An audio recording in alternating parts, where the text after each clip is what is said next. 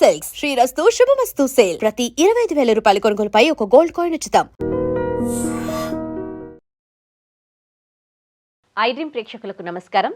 దైవానుగ్రహం కార్యక్రమానికి స్వాగతం. రాష్ట్రీయ సంస్కృత విద్యాపీఠం పండితులు రమాకాంత్ శర్మ గారు మనతో ఉన్నారు. వారిని అడిగి ఈ వైకుంఠ ఏకాదశి యొక్క ప్రాముఖ్యతను తెలుసుకుందాం.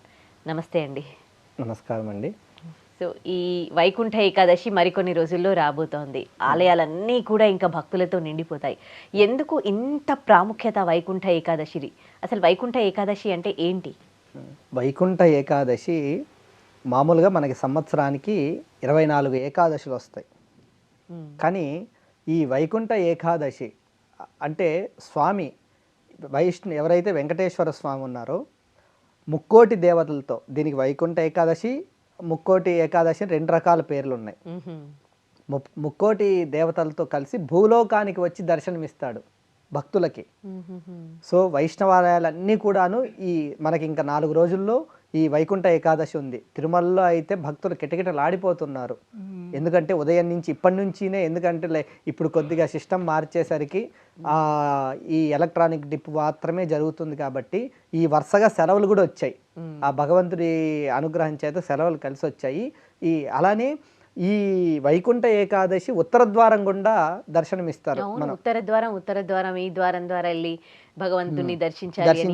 అట్లా అంటే ఉత్తర ద్వారం ద్వారా వెళ్తే ఏంటంటే అతడు చేసినటువంటి ఆ రోజు వైకుంఠ ఏకాదశి రోజు అతడు చేసినటువంటి పాపాలు అన్నీ తొలగిపోయి పుణ్యం వస్తుంది, అతను మోక్షానికి వెళ్తాడు అనేటటువంటి విధంగా పద్మపురాణంలో ఉందన్నమాట. పద్మపురాణం ప్రకారం ఈ వైకుంఠ ఏకాదశి రోజున ఉత్తర ద్వారం గుండా వెళ్ళి భగవంతుడి యొక్క అనుగ్రహం చేత, ఎందుకంటే ఆయన ఇప్పుడు ముక్కోటి దేవతలతో భూలోకానికి వస్తున్నాడు కదా, భూలోకానికి వచ్చి దర్శనమిస్తాడు స్వామివారు. అంటే ఆయన ఇక్కడే ఉంటాడు, భూమిపైనే ఉంటారు స్వామివారు. దానివల్ల మనకి అతడు చేసినటువంటి మనిషి ఏదైతే చేశాడో అతని కర్మలన్నీ తొలగిపోయి పాపాలన్నీ పోయి పుణ్యం లభించి తర్వాత అతను ఎప్పుడైతే ఇది చెందుతాడో అప్పుడు మోక్షం లభిస్తుంది అని మనకు పద్మపురాణంలో చెప్పబడింది. అది ఒక ప్రాముఖ్యత. రెండో ప్రాముఖ్యత ఏంటంటే వైఖానసుడు అనేటువంటి రాజు ప్రకారం ఆయన ఇచ్చినటువంటి సందేశం ఏంటంటే మురా అనేటటువంటి రాక్షసుడు ఉంటాడు. మురా అనేటటువంటి రాక్షసుడు అయితే అతడు బాగా చాలా ఇబ్బంది పెడుతూ ఉంటాడు దేవతలందరినీ. దేవతలందరూ ఏం చేస్తారు, ఇలా కాదు, we can go to our HOD department, we can concern regarding అని చెప్పేసి వెళ్తారనమాట. వెళ్ళేసి they can approach to lord Vishnu. స్వామివారి దగ్గరికి వెళ్తారు, అయ్యా మాకు ఇలా చేస్తున్నాడు, ఏం చేయాలి అని. సో ఆయన అవునా ఇలాగా అని చెప్పేసి ఆ మురా అనేటటువంటి రాక్షసుని సంహరిస్తాడు. అదే రోజున వైకుంఠ ఏకాదశి రోజున మురా అనేటటువంటి రాక్షసుని సంహరించడం ఏ రోజు జరిగిందంటే వైకుంఠ ఏకాదశి రోజు జరిగింది. అందరూ తిరుపతికి వెళ్ళలేరు కదా, సో మరి ఇంట్లో ఉన్నవాళ్ళు ఇంట్లో ఏ విధంగా పూజ చేయాలి? దగ్గర ఆలయాలకు వెళ్ళి అక్కడ ఏ విధంగా పూజ చేయాలి? అందరూ తిరుపతికి వెళ్ళలేరు. తిరుపతిలో కూడాను రద్దీ కారణంగా మనం దృష్ట్యా రద్దీ ప్రకారం మనం కూడా చూసుకోవాలి. ఎందుకంటే భగవంతుడు ఉత్తర ద్వారం గుండా అన్నాడు, తిరుమలలో ఉత్తర ద్వారం గుండా అనలేదు. ప్రతి ఆలయంలోనూ ఉత్తర ద్వారం ఉంటుంది. ఇంట్లో కాదు, కనీసం వారు ఉండేటటువంటి ఊర్లో అయినా ప్రతి వైష్ణవాలయ ప్రతి ఆలయాల్లోనూ వైకుంఠ ఏకాదశి ఉత్తర ద్వారం పెడుతున్నారు. వారికి దగ్గరలో ఉండేటటువంటి ఆలయానికి వెళ్ళి ఉత్తర ద్వారం గుండా వెళ్తే చాలా మంచి అనుగ్రహం, చాలా పుణ్యం లభిస్తుంది. తిరుమలకి వెళ్ళలేని వారు, ఎందుకంటే వృద్ధులు ఉంటారు, చిన్నపిల్లలు ఉంటారు, అందరూ ఉంటారు. మనకి దగ్గర ఉండేటటువంటి టెంపుల్లో ఏం పెద్ద రద్దీ ఉండదు. సరే రద్దీ ఉన్నా ఈవినింగ్ 6 తర్వాత అయినా లేకపోతే మార్నింగ్ 5 లోపు అయినా, ఎందుకంటే ఆ రోజు ఏకాదశి మొత్తం కూడాను పర్వదినమే. ఇంట్లో, ఎందుకంటే ఇప్పుడు ఇది వ్రతం అయితే మనం ఇంట్లో చేసుకోవచ్చు, ఇది వ్రతం కాదు, ఉత్తర ద్వారం ఇది.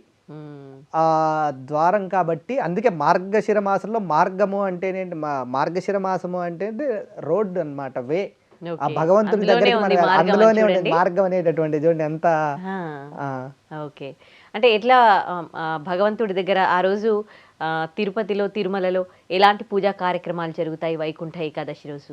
తిరుమలలో వైకుంఠ ఏకాదశి రోజున స్వామివారికి రోజు జరిగేలాగే సుప్రభాతం, తోమాల సభ. ఎందుకంటే ఇప్పుడు ఉత్తరాయణం అంటే సూర్యుడు ఉత్తరాయణానికి వెళ్ళేటటువంటి ముందు ఈ ధనుర్మాసం ఏదైతే ఉందో తర్వాత మనకి సంక్రాంతి వచ్చేసరికి మకర రాశిలోకి ప్రవేశిస్తాడు సూర్యుడు. తోమాల సేవ, సుప్రభాత సేవ ఇవన్నీ జరుగుతున్నాయి. అంటే ఈ 30 తేదీ వరకు మనకు ధనుర్మాసం ఉంది. ఈ ధనుర్మాసం వరకు కూడాను కృష్ణుడినే కొలుస్తుంటాం. ఆ రోజు కూడా కృష్ణుడినే కొలుస్తాం మనం. కాబట్టి మనకి ఉదయాన్నే తోమాల సేవ, సుప్రభాత సేవ, స్వామివారి యొక్క కైంకర్యాలు అన్నీ అయిపోతాయి. ఈ మంగళవారం వచ్చింది 30 ఈ వైకుంఠ ఏకాదశి రోజు. స్వామివారికి ఏంటంటే ఎప్పుడు కూడా తిరుమలలో ఏదైతే ఉందో నిత్య కళ్యాణం పచ్చతోరణలాగా ఏది కూడాను ఆగదు. స్వామివారికి జరుగుతూ ఉంటాయి. ఆ స్వామివారి దర్శనం అనంతరం ఉత్తర ద్వారం వైపు వెళ్తామన్నమాట. ఇప్పుడు స్వామివారు ఇలా ఉంటారు, దర్శనం చేసుకొని ఇలా రాగానే మనకి స్వామివారు వెంటనే ఆ ఉత్తర ద్వారం ఉంటుంది. అది కేవలం వైకుంఠ ఏకాదశి రోజు మాత్రమే తెరుస్తారు.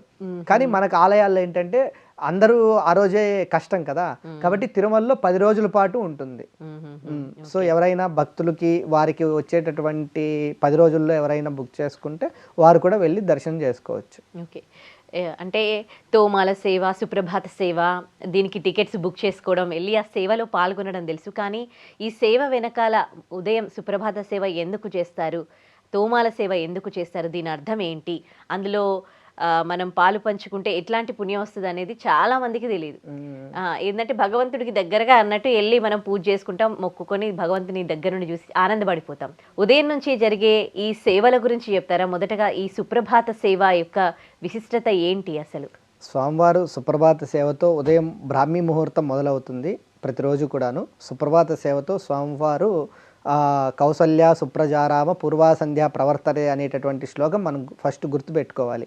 ఏంటి అంటే పూర్వా సంధ్య అంటే ఉదయం అవుతూ ఉంది, లేవండి అని మనకి అక్కడ ఇది వస్తుంది.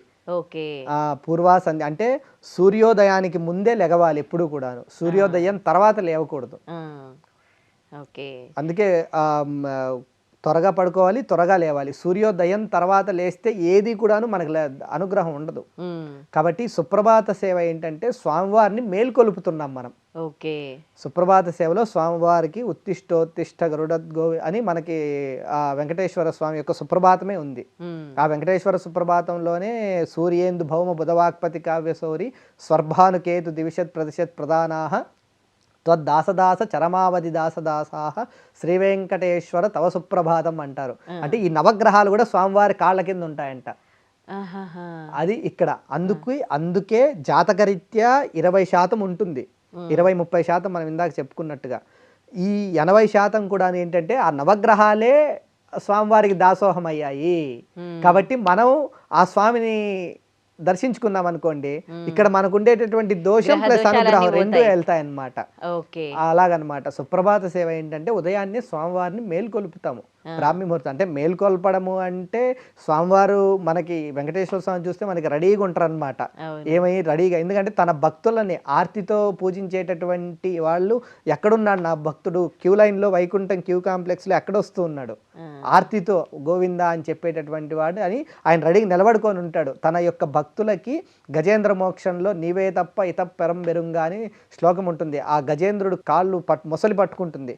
మొసలి పట్టుకుంటే కావే వరద అని చెప్పేసి పద్యం చెప్తారనమాట. గజేంద్రుడు అంటే ఏనుగు. గజేంద్ర మోక్షం అనేటటువంటిది కూడాను తెలుగులో అత్యద్భుతమైనటువంటిది, చెప్పుకోదగినటువంటి విషయం అన్నమాట. రావే ఈశ్వర కావే వరద అంటారు. సరే, ఇంక అలా తర్వాత తోమాల సేవ. తోమాల సేవ వచ్చేసి స్వామివారికి తులసిమాల వేస్తారు. తోమాల అంటే ఇక్కడ తులసిమాల వేస్తారు. అంటే దగ్గరగా చూడడం వల్ల ఏంటంటే, దగ్గరగా చూడడం వల్ల ఆ ప్రాప్తి ఏదైతే ఉందో భగవంతుడు ప్రాప్తించేది, ప్రాప్తము భగవంతమే. ఆ ప్రాప్తి మనకి అనుగ్రహం తొందరగా వస్తుంది. అంటే నువ్వెవరు, నీలో ఎవరు, అసలు ఈ జన్మ దేనికి, భగవంతుడికి అర్పించడానికా లేకపోతే సాఫ్ట్వేర్ జాబ్ చేయడానికా? తోమాల సేవ తర్వాత తోమాల సేవ తర్వాత అంటే ఒక్కొక్క రోజు ఒక్కొక్క ప్రత్యేకత. సుప్రభాతం తోమాల. ఇప్పుడు మళ్ళీ మీకు గురువారం శుక్రవారం వచ్చేసరికి, శుక్రవారం స్వామివారికి అభిషేకం జరుగుతుంది, గురువారం వచ్చేసరికి నేత్ర దర్శనం ఉంటుంది స్వామివారికి. అంటే స్వామివారు ఆయనకి మన కళ్ళతో చూస్తారు. అంటే ప్రతిరోజు అలంకారం ఉంటుంది కదా, ఆ రోజు స్వామివారికి నేత్రదర్శ అలంకారం ఉంటుంది, కానీ మన డైరెక్ట్ స్వామి చూస్తూ ఉంటారు. అందుకే ఆ గురువారం రోజు చాలా మన ఎవరైనా సరేను జాగ్రత్తగా ఉంటారు ఆ గురువారం తిరుమల పరిసరాల్లో కానీ ఎక్కడైనా, ఎందుకంటే స్వామివారు స్వయంగా చూస్తున్నారు అని. ఓకే. తర్వాత శుక్రవారం వచ్చేసరికి అభిషేకం ఉంటుంది, ఒక్కొక్క రోజు ఒక్కొక్కలాగా అన్నమాట.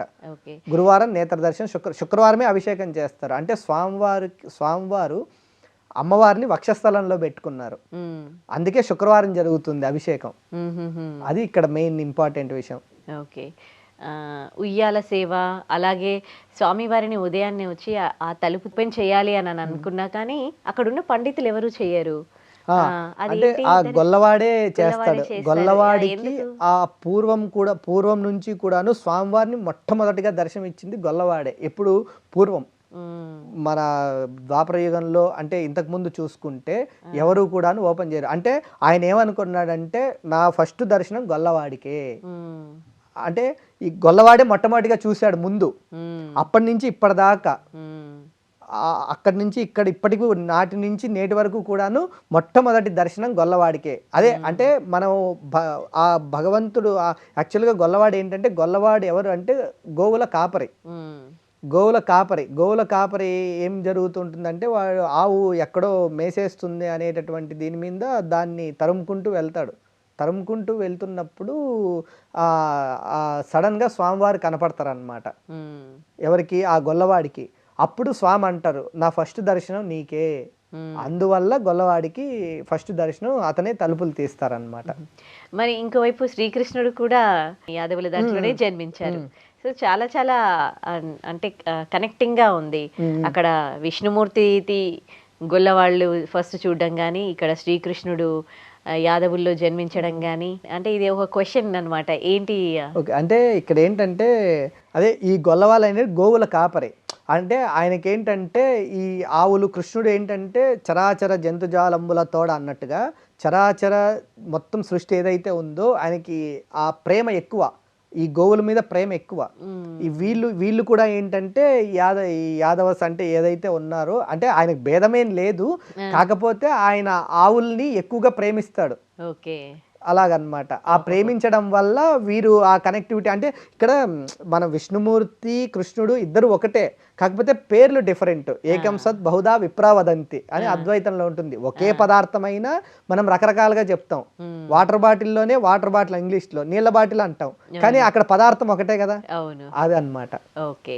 సో ఈ వైకుంఠ ఏకాదశి రోజు ఇంట్లో పూజలు ఏమైనా చేసుకోవచ్చు? ఎలా చేయాలి? ఇంట్లో కూడా చేసుకోవచ్చు. ఇంట్లో ఉదయాన్నే లేచి దేవుడి గది ఉదయం అంటే ఆ సూర్యోదయానికి ముందే లెగవాలి. లేచి కాలకృత్యాలు, తలస్నానం అన్నీ చేసుకున్న తర్వాత ఇంట్లో స్వామివారికి, కృష్ణుడు వెంకటేశ్వర స్వామికి వారి యొక్క గోత్రనామాలు ఏదైతే ఉందో, వారికి ఏదైతే వస్తుందో, ఇప్పుడు అందరూ పురోహితుల్ని పిలుచుకొని చేసుకోలేరు, వాళ్ళ ఇంట్లో ఏదో ఒకటి చేసుకొని వారు వండుకున్నది ఏదైతే నైవేద్యం ఉందో ముందుగా స్వామివారికి సమర్పించి ఆ తర్వాత వైకుంఠ ద్వార దర్శనానికి వెళ్ళాలి దగ్గర గుళ్ళో. ఇంట్లో ఎందుకంటే ఇంట్లో మనం చేయడానికి లేదు, కాబట్టి వారి దేవుడి గదిలో వారి యొక్క మదిలో, అంటే ఫస్ట్ గదిలో ఉంటాడు దేవుడు, తర్వాత మదిలోకి రావాలి. సో కొంతమంది మంత్రాలు రాని వాళ్ళు, ఏమి ఉచ్చారణ చేయలేని వాళ్ళు ఏం అని మొక్కుకుంటే బాగుంటుంది? ఉచ్చారణ మంత్రం రాని వాళ్ళు, అదే మనకి ఇప్పుడు వైకుంఠ ఏకాదశి, ఓ స్వామివారు శ్రీనివాసాయ నమః, ఇలా కొన్ని మంత్రాలు ఉంటాయి. కృష్ణుడికి కృష్ణాయ నమః, వాసుదేవాయ నమః, వాసుదేవాయ నమః, పద్యుమ్నుడు అన్ని ఆయనే, అన్ని ఇలా. సో ఆ పంచాక్షరి మంత్రం ఏంటంటే ఎక్కువ సార్లు జపించడం వల్ల, అరే నా భగవంతుడు ఆర్తితో ఇన్నిసార్లు జపిస్తున్నాడు నా భక్తుడు అని భగవంతుడు ప్రాప్తిస్తాడు. ఆ పూలు మనం ఏదైతే పెడతామో స్వామివారికి, మంత్రాలు రానివారు వాళ్ళు, అందుకే ఇక్కడ ఏం చెప్పారు అంటే వారి శక్తి మేరకు అంటున్నారు. ఎక్కడైనా చూడండి, మీరు ఎవరన్నా చెప్పండి, శక్తి మేరకు అన్నారు, కానీ ఈ శక్తి వరకే నువ్వు చేయి అని చెప్పలేదు కదా. అవును, ఇక్కడ ఏంటి అంటే వారికి ఏదైతే వచ్చిందో ఆ భగవంతుడు చెప్తాడో ఆ పంచాక్షరి, ప్రతి దానికి అమ్మవారు అయితే అమ్మవారికి ఓం శ్రీమాత్రే నమః, ప్రతి ఒక్క దానికి పంచాక్షరి మంత్రాలు ఉంటాయి. ఆ దాని ప్రకారం చేసుకొని ఆ తర్వాత వైకుంఠ ద్వార దర్శనం, అంటే ఉత్తర ద్వార దర్శనం గుండా వెళ్తే వారు దగ్గరలో ఉన్నారు కాబట్టి మోక్షం లభిస్తుంది. మనం వైకుంఠ ఏకాదశి అంటే మెయిన్గా మనం తిరుమల మాట్లాడుకుంటాం కదా, ఇంకా వేరే టెంపుల్స్లో కూడా, అంటే తిరుమల రేంజ్లో, తిరుమల లాగా వేరే టెంపుల్స్లో కూడా ఇలాంటి పూజలు జరుగుతాయా? వేరే టెంపుల్లో కూడాను. మనకి ముఖ్యంగా చెప్పాలంటే తమిళనాడులో, తమిళ దేశంలో రంగనాథ స్వామి ఆలయం ఉంటుంది. అక్కడ ఈ వైకుంఠ ఏకాదశి ఈ పర్వదినాలు 21 రోజులు జరుగుతాయి. 21 రోజులు 21 రోజుల పాటు ఈ ఉత్సవాలు జరుగుతాయి. స్వామివారికి వైకుంఠ ద్వార దర్శనం, తర్వాత స్వామివారి యొక్క ఊరేగింపు ఇది. ఎందుకంటే శ్రీరంగం రంగనాథ స్వామి మోస్ట్ ఫేమస్ అన్నమాట. అక్కడ ఉండేటటువంటి తమిళ బ్రాహ్మణులు కానీ లేకపోతే ఆ నియర్ బై ఎవరైతే ఉంటారో మ్యాక్స్ అందరూ అక్కడికి వెళ్తారు. మనకి ఇక్కడ ఏపీ అండ్ తెలంగాణలో అంటే తిరుమల ఫేమస్ కాబట్టి ఇక్కడికి వస్తారు. అంటే ఇదే ఇక్కడ అంటే ఏంటంటే రద్దీ దృష్టి ఎక్కడైనా అనుగ్రహం ఒకటే, కాకపోతే ఈ బ్రాహ్మణులు ఎవరైతే ఉన్నారో వారందరూ కూడాను శ్రీరంగం వెళ్తారు తమిళనాడుకి. ఓకే, ఒకవేళ తిరుమలలో మనకి ఆ రోజు దర్శనానికి మనకి ఛాన్స్ లేకపోతే మనం శ్రీరంగం కూడా తమిళనాడు వెళ్ళొచ్చు, ఎవరైనా వెళ్ళొచ్చు.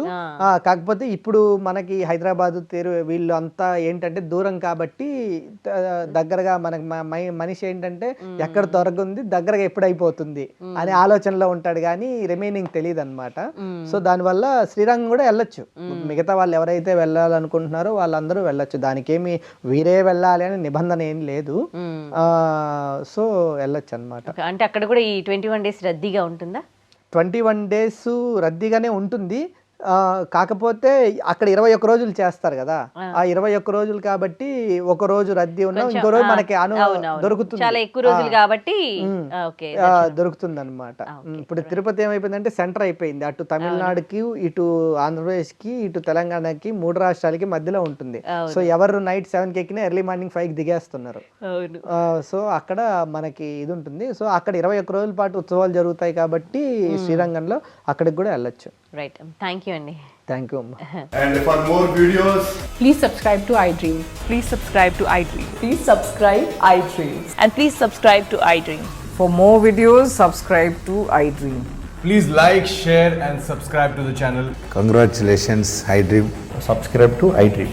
Subscribe to iDream. So subscribe to iDream Media. iDream ki iDream team andarki huge congratulations. Please subscribe iDream Media.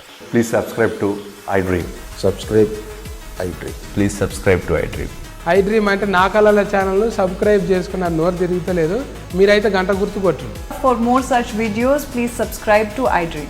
Subscribe to iDream. Please subscribe to iDream. Please subscribe iDream Media. Please do subscribe to iDream. Please subscribe to iDream Media. For best entertainment and information, please subscribe iDream. And don't forget to subscribe to iDream.